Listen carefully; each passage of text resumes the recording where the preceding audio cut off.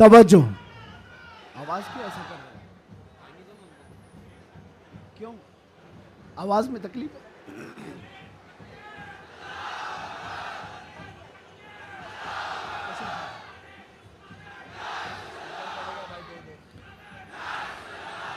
बहरहाल पीछे आवाज आ रही है, तवज्जो। बस बस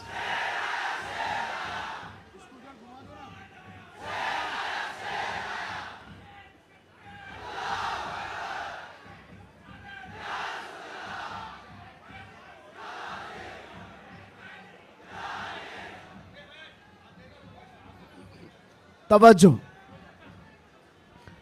कोई बात नहीं, कोई बात नहीं, आप हजरात इस तरफ तवज्जो रखें।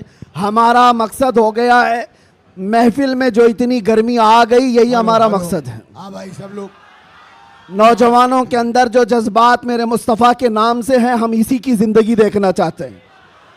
किसी अहरे गहरे नत्थु खेरे के नाम पर यह हाथ भी नहीं उठेंगे और जुबान भी नहीं खुलेगी। जब भी खुलेगी मेरे मुस्तफ़ा के लिए खुलेगी। बतला दो गुस्ताखे नबी को गैरत सुन्नी जिंदा है, उन पे मर मिटने का जज्बा कल भी था और आज भी। हाँ, अपना सब कुछ गुंबद खजरा कल भी था और मेरे नबी से मेरा रिश्ता कल भी था और बस हमारा मतमह नजर यही है। सुनने में तो ऐसा आ रहा है कि इनके स्पीकर फट गए, कोई बात नहीं, बहुत बहुत सारी चीजें अभी फटना बाकी है, कोई बात नहीं, ये हादसे होते रहते हैं बहुत सारी चीजें। जिक्र मुस्तफ़ा सल्लल्लाहु ताला अलैहि वसल्लम के लिए आप हजरात इस 1500 साला जश्न ईद मिलादुन नबी के लिए पूरी तरह से तैयार रहेंगे, लेकिन कोई झगड़े फसादात के जरिए से नहीं। दुनिया जितना भी वरगलाए आपको फितने और फसादात से नहीं, बल्कि हुजूर पाक सल्लल्लाहु ताला अलैहि वसल्लम के उन अजीम अखलाक से इस मिलादुन नबी को मना करके दिखाना है। इस मिलादुन नबी को कि आज 1400 साल गुजर जाने के बाद भी हमारे रिश्ते हुजूर से कैसे मजबूत हैं। बेशक बेशक। हमारे रिश्ते, हमारी डोर मदीने से कैसी बंधी हुई है, ये इस साल हमें दिखाना है। मेरे अजीजों, लोग टोपियां और दाढ़ियां उखाड़ने में रह गए, लेकिन वो बाल भी नहीं उखाड़ पाए। मैं कोई गाली नहीं दे रहा हूं, लेकिन बात ये कह रहा हूं, लोग टोपियां उतारने में और दाढ़ियां उखाड़ने में रह गए, लेकिन जो आशिक मुस्तफ़ा है उसका बाल भी उखाड़ नहीं सके। और 1400 साल क्या 14,000 साल भी हो जाए, मेरे नबी पाक से जिसका रिश्ता है वो हर तूफान और हर आंधी में अपने नबी के नाम के साथ जिंदा रहता है। इसलिए कि उसका अकीदा ये है, आप रूए माजना में मुस्तफ़ा अस, हर चे दरी दुनिया बादे मुस्तफ़ा अस। हम सब की इज्जत और आबरू मेरे मुस्तफ़ा के नाम से है। हम सब की इज्जत और आबरू हमारे नबी के नाम से है, और जो कुछ दुनिया में है वो मुस्तफ़ा के बाद है। जो कुछ है दुनिया में वो नबी पाक के बाद है। और मुर्शिद गिरामी हुजूर ताजुश शरिया रहमतुल्लाह ताला अलैह यूं फरमाते हैं, नबी से हो जो बेगाना उसे दिल से जुदा कर दे। ये रहेगा कि नहीं अकीदा? नबी से हो जो बेगाना उसे दिल से जुदा कर दें, पिदर मादर बिरादर जानो माल उन पर फिदा कर दें। पिदर मादर बिरादर जानो माल उन पर फिदा कर दें। ये मामलात की तरफ आपकी तवज्जो न जाए। अगर इसमें से एक माइक भी ना हो, मैं इंशाल्लाह सुबह तक खड़े होकर बयान कर सकता हूं। ये लफाजी नहीं कर रहा हूं, लफाजी नहीं कर रहा हूं। अल्हम्दुलिल्लाह किया है 6-6 घंटे तक खड़े होकर, इसलिए कि एनर्जी और ताकत काजू बादाम से नहीं आती, वो मदीने से आती है। ये नाज ये अंदाज हमारे नहीं होते, झोली में अगर टुकड़े तुम्हारे नहीं होते, जब तक के मदीने से इशारे नहीं होते, रोशन मेरी किस्मत के सितारे नहीं होते।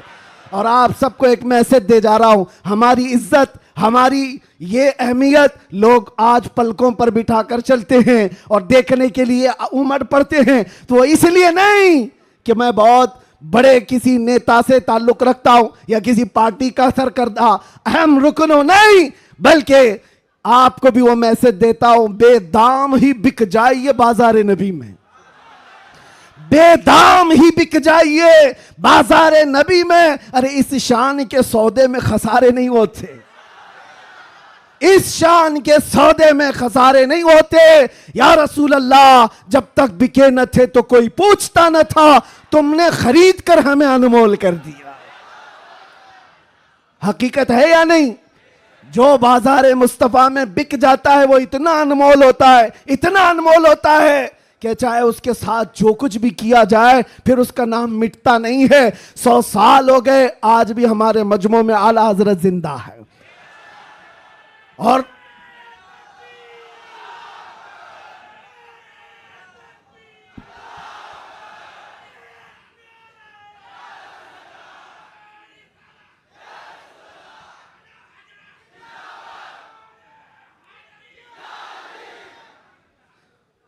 आखिरी बात, बस मैं ज्यादा देर आपको डिस्टर्ब नहीं करूंगा, कुछ आखिरी बातें।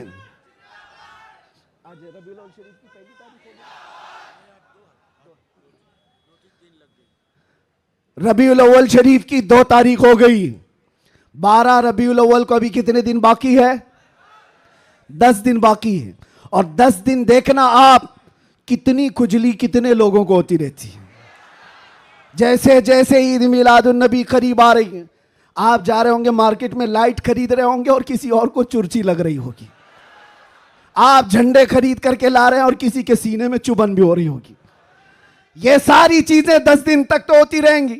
इससे अंदाजा लगाओ मेरे अजीजों, हमारी तादाद बहुत कम है, हम बहुत छोटी तादाद में जी रहे हैं।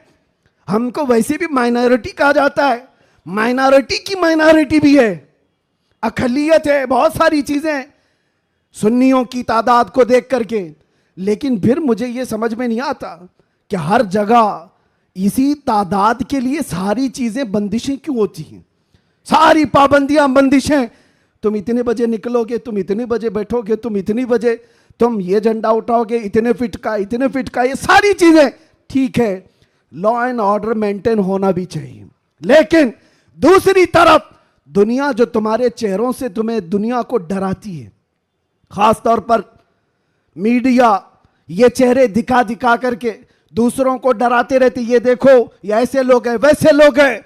हम तुम्हारे झूठ को तो बरसों से सुनते आ रहे हैं, लेकिन उसके पीछे हमें एक बात का एहसास होता है, डराया उस कौम से जाता है जो जिंदा कौम होती है, जिंदा कौम होती है। इसका मतलब यह हुआ कि तुम हमें जिंदा कौम समझ रहे हो, हम तो समझ रहे थे कि मुर्दा है, लेकिन तुमने हमें हमारी जिंदगी का एहसास दिलाया है। लेकिन अजीजा ने गिरामी वकार, आप जिंदा कौम है, इसलिए जिंदा कौम है कि जिंदा रसूल की मानने वाली उम्मत है और जिंदा कुरान के मानने वाले लोग हैं और हय्यो कय्यूम खुदा के बंदे हैं। अल्लाह हमेशा से जिंदा है और हमेशा जिंदा, और कुरान जिंदा है या नहीं, और रसूल जिंदा है या नहीं, इस्लाम जिंदा है या नहीं। जिसका खुदा जिंदा, जिसका रसूल जिंदा, जिसकी किताब जिंदा और जिसका इस्लाम जिंदा, उसका मानने वाला मुर्दा नहीं हो सकता। जो रसूल को मुर्दा समझता है वह मुर्दा है, और जो रसूल को जिंदा समझता है वो सिर्फ इस रहती दुनिया तक नहीं, कयामत आने तक मौला उसका नाम जिंदा रखता है। आला हजरत हो, शरफुद्दीन बोसीरी हो, गरीब नवाज हो, गौसे आजम हो, सादी शिराजी हो, जितने आशिकों की लिस्ट निकाल के देखो, आज भी आप सादी शिराजी को जानते हैं? नहीं जानते होंगे, देखा नहीं होगा, लेकिन अगर अभी मैं पढ़ूं, बलगल उला भी कमालिही, कशफत दुजा भी जमालिही, हसनत जमीउ खिसालिही, सल्लु अलैहि व आलिही, ये कलाम जिंदा है या नहीं जिंदा है? एक आशिक रसूल का बोला हुआ कलाम, 600 साल पहले का कलाम आज भी जिंदा है। या साहिबल जमाल व या सय्यिदल बशर मिन वजहिकल मुनीर लक़द नुव्विरल क़मर ला युमकिनु सनाउ कमा कान हक़्क़ुहु बादस खुदा बुजुर्ग तू ही किस्सा मुख्तसर। अगरचे फारसी में कहा हुआ है लेकिन कलाम जिंदा है। अल्लामा जामी का